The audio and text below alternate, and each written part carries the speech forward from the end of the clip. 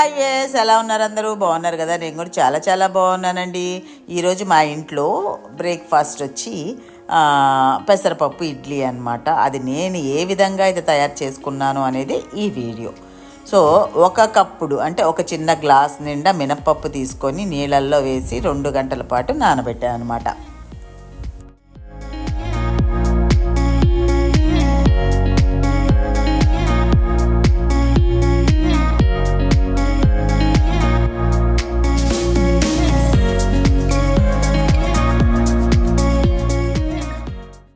Next మనం ఇడ్లీ తయారు చేసుకోవాలి అనుకునే ముందు ఇప్పుడు ఏంటంటే ఒక కడాయి తీసుకొని కొంచెం ఆయిల్ కొంచెం ఎక్కువ వేస్తేనే బాగుంటుందండి. మరి 1 స్పూన్ 1/2 స్పూన్ కాకుండా ఒక 3-4 స్పూన్లు వేసుకుంటే బాగుంటుంది. దాంట్లో అయితే నేను అన్నీ కలిపి పెట్టుంటాను కదా, పోపు గింజలు అన్నీ కలిపేసాను. లేదంటే ఆవాలు, జీలకర్ర, మినపప్పు, శనగపప్పు ఇవి విడివిడిగా వేసుకొని దాని తర్వాత ఏంటంటే ఇంగువ వేసి తర్వాత నేను కరివేపాకు వేసాను. తర్వాత సన్నగా తరిగిన పచ్చిమిరపకాయ, సన్నగా తురిమిన అల్లం ఇవన్నీ కూడా వేసి బాగా పచ్చిపోయే వరకు ఫ్రై చేశాను అనమాట. దాని తర్వాత ఒక కప్పుడు, చిన్న కప్పుడు అనుకోండి, క్యారెట్ తురుముకున్నాను. దాని తర్వాత కొంచెం పసుపు, ఇవి బాగా వాడే వరకు అంటే ఫ్రై అయ్యే వరకు కొంచెం అంటే పచ్చి పోయే వరకు ఫ్రై చేసుకున్నానండి. బాగా ఫ్రై అయిపోయి చూసారా, నూనె కూడా విడిపోయింది దాంట్లో నుంచి. ఇప్పుడు ఏ గ్లాస్తో అయితే పెసరపప్పు తీసుకున్నానో అదే గ్లాస్ తోటి ఉప్మా రవ్వ కూడా తీసుకొని చక్కగా ఒక 2-3-4 మినిట్స్ వేయించేసి చల్లారడానికి ఇంకా పక్కన పెట్టేసుకోవాలన్నమాట.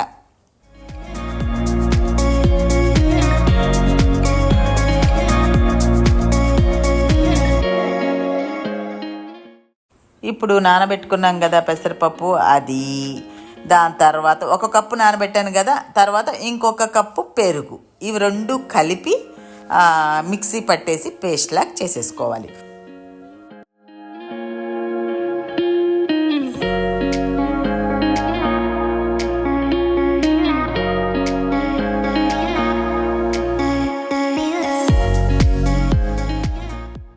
ఆ పేస్ట్ని ఇదిగో ఈ బౌల్లోకి వంచేసుకుంటున్నాను. దాని తర్వాత ఏంటి అంటే ఇందాక మనము అన్నీ అసలు నీళ్లు వేయలేదండి, ఆ పెరుగుతోటే అనమాట. ఇందాక అన్నీ ఫ్రై చేసి పెట్టుకున్న రవ్వ ఉంది కదా, ఆ రవ్వను కూడా వేసి ఇందులో మిక్స్ చేసేయాలి బాగా.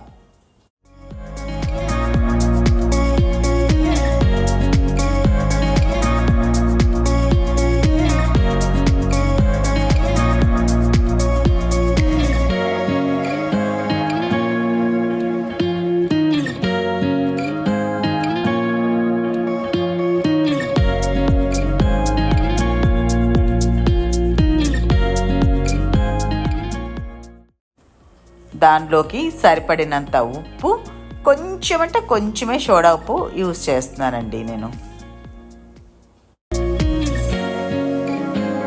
ఇది ఇప్పుడు పిండిలో బాగా మిక్స్ అయ్యేటట్టు కలిపేసుకోవాలన్నమాట.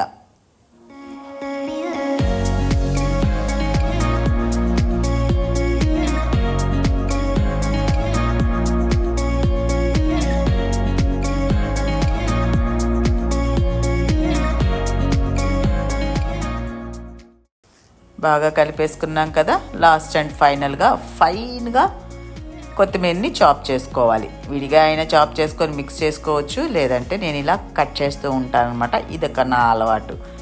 వేసేసుకొని దీన్ని కూడా మిక్స్ చేసేసి ఇంకా నెక్స్ట్ ఏంటంటే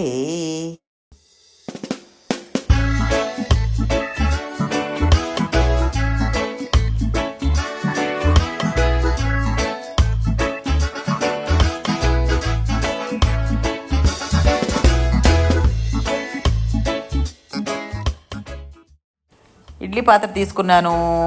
కలర్ఫుల్గా ఉంటుంది, చూడటానికి అందంగా ఉంటుందని చెప్పేసి క్యారెట్ తురుము వేసుకుంటున్నాను ఇక్కడ. కావాలంటే కొంచెం కొత్తిమీర కూడా వేసుకోవచ్చు. ఇంకా పిల్లలకి పెట్టాలనుకుంటే కొంచెం జీడిపప్పు కూడా వేసుకోవచ్చు. జీడిపప్పు ముక్కలుగా చేసి ఆ పౌడర్ని కూడా వేయొచ్చు అనమాట. ఇంకా మన ఇష్టం, మన బుర్రకి పదును, మన తెలివికి ఏమంటాం, మన తెలివి ఉపయోగించుకునే తరుణం అన్నమాట. సో ఈ పిండిని నేను ఇప్పుడు ఇడ్లీ పాత్రలో సెట్ చేసేసి నేనైతే రైస్ కుక్కర్లో పెట్టేస్తూ ఉంటాను ఇడ్లీను. ఇడ్లీ పాత్రలో పెట్టి కూడా ఇడ్లీ ఉడికించేసుకోవడమే, అంతే.